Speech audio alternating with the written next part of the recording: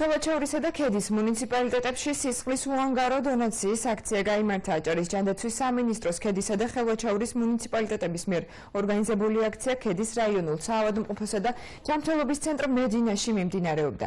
გამგეობების თანამშრომლებმა სისხლი კლინიკა მედინასა და ბათუმის რეფერალური საავადმყოფო სისხლის ბანკისთვის შეაგროვეს. აქციის ორგანიზატორების განცხადებით საჭიროების მქონე პირებთან ერთად სისხლის დონაცია დადებითად მოქმედებს დონორის ჯანმრთელობაზეც. დონორებს უფასოდ უტარდება ძვირადღირებული გამოკვლევა B და C ჰეპატიტზე, შიდსზე და სიფილისზე. ასევე უდგინდებათ სისხლის ჯგუფი, რეზუსი და ჰემოგლობინის ოდენობა. ხევაჩაურის მუნიციპალიტეტის გამგეობაში მოვიდა ინფორმაცია, რომ დღეს იგეგმებოდა სისხლის გადასხმა, ასე ვთქვათ, მოხალისე დონორების.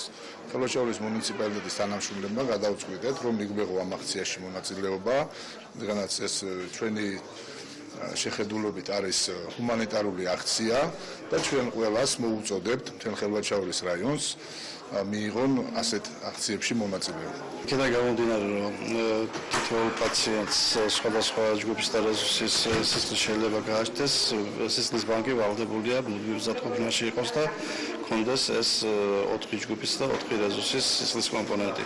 მithumetes ჩვენ შემთხვევაში, როდესაც ფუნქციონირებს ნეონატოლოგიის, პერინატოლოგიის ცენტრი, ანუ ეს მოიცავს სამშობიარო მიმართულებას, სამიანო მიმართულებას, ახალშობილთა რეანიმაციას.